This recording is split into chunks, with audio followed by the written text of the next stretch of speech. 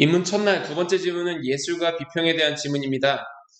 가글은요, 먼저 예술의 정의에 대해서 다양한 입장들, 다양한 이론들을 소개하고 있는데요. 국어를 공부하는, 또 문학을 공부하는 친구들이라면 한 번쯤 생각해 볼 가치가 있는 질문인 것 같습니다. 또 국어가 아니더라도 여러분들이 살아가면서 접하게 될 수많은 일들에 대해서 시야와 사고력을 키워줄 수 있는 글이 될 거라고 생각이 듭니다. 한번 같이 한번 읽어보겠습니다. 먼저 1문단을 한번 읽어보겠습니다. 1문단은요, 예술의 정의에 대한 화두를 제시하고 있습니다. 여러분들이 발견할 수 있었겠죠? 보니까 미학은 예술과 뭐 이렇게 해가지고 예술의 정의에 대한 문제가 있다라고 문장을 끝맺고 있습니다. 즉, 예술의 정의에 대해서 다양한 이론이 있다는 거예요. 그래서 첫 번째 제시하고 있는 것이 여러분들 보고 있는 모방론이 되겠습니다. 모방론은 우리 중요한 단어가 되기 때문에 모방론은 여러분들이 동그라미를 쳐서 읽어야 됩니다. 이 모방론을 설명하는 다양한 서술들이 있는데 여러분들이 중요한 것들을 찾아보기 전에 그 단어, 그 이름에서부터 벌써 의미를 추론할 수가 있지 않습니까? 그렇기 때문에 우리가 쉽게 모방의 의미에 대해서 떠올릴 수 있을 겁니다. 자, 모방은요, 대상과 대상의 재현이 닮은 꼴이어야 됩니다. 이것이 무엇이냐? 내가 무언가를 모방하겠다라고 생각했으면 일단 그 대상이 있어야 될 거 아닙니까? 그 대상이 있고 그 대상을 닮은 꼴로 만들어서 제시한 것이 예술작품이 된다는 겁니다. 그래서 모방론은 대상과 그 대상의 재현이 닮은 꼴이어야 한다는 그런 투명성 이론을 전제로 제시가 되는 겁니다. 그렇기 때문에 모방론을 하는 예술가들은 대상과 담게 예술작품을 만들었겠지요.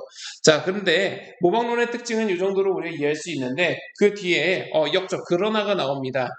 그러나 뒤에 제시되어 있는 내용은 모방론이 쇠퇴하게 된 배경을 인과관계로 설명하고 있습니다. 그 인과관계의 원인이 되는 것이 무엇이냐? 낭만주의 사조입니다. 자, 이 낭만주의 사조는 모방론을 쇠퇴하게 만드는 원인이 되는데 그 이유가 뭐냐면은 그 특징이 서로 배반되기 때문에 그렇습니다. 자, 여기를 한번 볼까요? 외부 세계에 대한 왜곡된 표현을 허용한다라고 하는 부분이 모방론과 반대가 되는 부분인데요.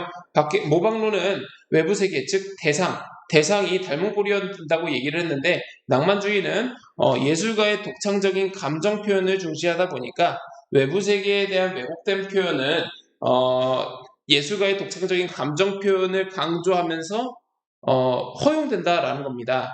자, 그렇기 때문에 이러한 사조가 유행하게 되면서 모방론은 쇠퇴하게 되고 새로운 이론이 필요하게 됐다라는 것이 1문단의 내용입니다. 우리가 모방론에 대해서는 그 특징과 쇠퇴하게 된 원인을 우리가 이해해 보았습니다. 두 번째 문단 한번 보겠습니다. 두 번째 문단에서 등장하게 되는 콜링 우드의 표현론은 낭만주의 사조와 그 맥락을 같이 한다라고 볼 수 있습니다. 왜냐하면 낭만주의 사조가 새로운 이론을 필요로 했다라고 제시하면서 끝이 났고 콜링우드에서 나오는 개념들이 콜링우드의 표현론에서 나오는 그 특징들이 그 내용을 같이 하고 있기 때문에 그렇습니다. 그걸 어떻게 할 수 있느냐? 진지한 관념이나 감정과 같은 예술가의 마음, 진지한 관념이나 감정, 이게 길어지네요. 자, 진지한 감정이나 감정 같은 것들을 조건으로 하는 표현론이 등장하였다. 자, 이러한 것들은 물리적 소재를 통해 구성될 필요가 없다라고 얘기를 했습니다. 자, 물리적 소재. 자, 이런 것들은 모방론에서 제시를 하고 있기 때문에 외부 대상의 재현, 외부 세계 이런 것들은 모방론에서 강조하기 때문에 강조를 안 하지요. 자, 이러한 이론이 나왔다. 자, 그리고 뒤에 보면은 또 형식론이라는 이론이 보입니다. 형식론.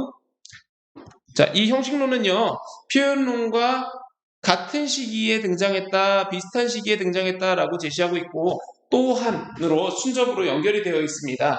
자, 그렇기 때문에 여러분들이 비슷한 이론이겠구나라고 생각을 할 텐데, 공통점도 있고 차이점도 있는 이론입니다. 그것을 어떻게 할 수 있냐면은, 자, 내용에 보면은, 외부 세계에 대해서 중요시 여기지 않는다라는 내용이 나옵니다. 이게 펜이 잘 안 나와서, 자, 다시. 자, 펜이 자꾸 나가네요. 자, 외부 세계. 자, 외부 세계. 즉, 모방론에 대해서 반대 입장을 가지고 있다는 것이지요.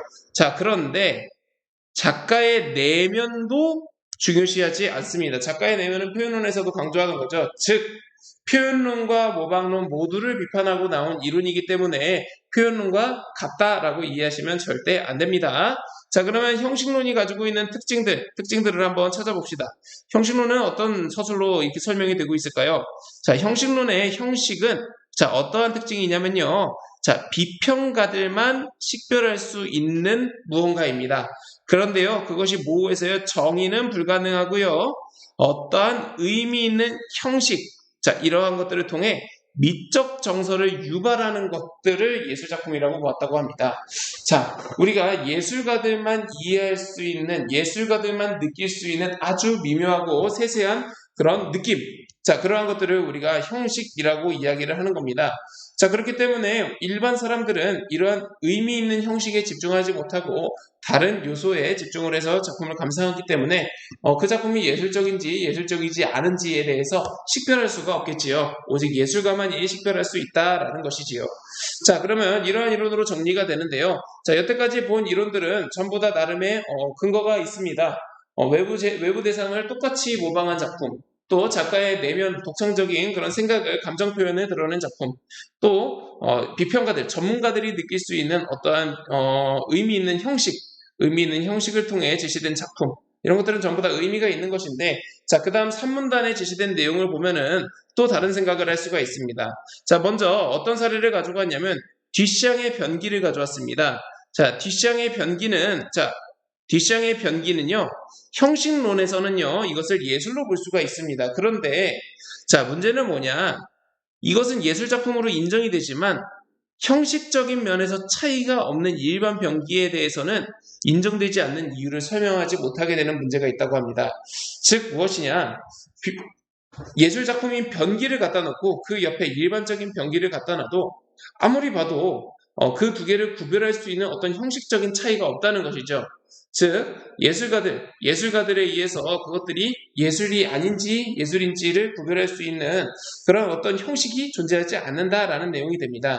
자, 그럼 이러한 문제가 생기기 때문에 새로운 또 이론이 탄생해야 되겠지요. 자, 이러한 문제점을 극복하기 위한 해결 방안을 대응 이론으로 제시하고 있는데, 자, 이 두 개를 인과관계로 맺고 있습니다. 자, 이 대응 이론 중에 한 가지를 예술정의 불가론이라고 제시를 하고 있는데요. 자, 이 내용을 설명하는 서술을 우리가 밑줄을 그어보면은, 자, 예술 작품을 분류하는 것들을 보자라고 얘기를 합니다. 자, 근데 그 분류하는 것들이 서로 너무나 다르다는 겁니다. 미술, 연극, 문학, 음악, 자, 이런 것들은 전부 다 다르죠. 자, 그렇기 때문에 이것을 한꺼번에 묶어서 예술이라고 칭하는 것, 자, 이것은 공통된 요소를 갖지 않는다. 따라서 우리는 이것을 정의하려고 하면은 힘들다. 우리가 이름을 붙여서 쓰고 있지만 정의하기 어렵다라는 내용이지요. 자, 그래서 기존의 이론에 대한 비판도 가지고 있습니다. 여기를 한번 볼까요? 그 이론은 예술의 정의에 대한 기존 이론들이 겉보기에는 명제 형태를 취하고 있으나 예술에 대해서 어떻게 서술을 하고 있지만 사실은 어떻다는 겁니까? 사실은 그런 것들은 참과 거짓을 판정할 수 없는 사이비 명제이다 라고 비판을 하고 있지요. 자, 사이비 명제는 기존 이론에 대해서 가지고 있는 입장인 거죠. 자, 그래서 이 사람의 의견은 무엇이냐? 예술의 정의는 논의 자체가 불필요하다는 견해를 대변한다. 자, 이제 그 이론의 이름을 우리가 다시 한번 이해할 수가 있습니다. 예술은 정의할 필요도 없고 정의가 불가능하다. 공통된 요소가 없기 때문이다. 자, 이렇게 정리할 수가 있겠습니다. 자, 다음 대응이론, 두 번째 대응이론은 디키의 제도론입니다. 디키의 제도론은 어떤 제도 안에서 인정을 받아야 된다는 건데요. 어떠한 인정이냐? 자, 감상의 후보 자격을 수여받은 인공물을 예술작품이라고 한다라고 합니다. 자, 감상의 후보가 무엇인지 우리가 알아보아야 되는데요. 자, 보니까 하나의 작품이 어떤 특정한 기준에서 훌륭함으로 예술작품이라고 부를 수 있다는 평가적 이론들과 달리, 즉 어떠한 기준을 충족한다라고 하는 평가적 이론들이 아니라 디키는요, 절차와 관례, 즉 기준이 아니라 절차와 관례입니다. 이것들을 거치면 예술로 봐야 된다라고 하는 이론입니다.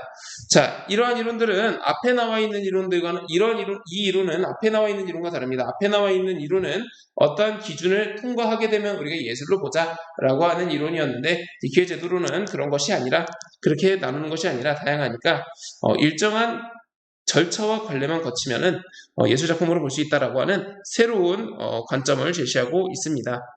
자, 이 여태까지의 논의들은요, 전부 다 틀리고 맞고의 개념이 아니라, 자, 이러한 논의들은 전부 다 뭡니까?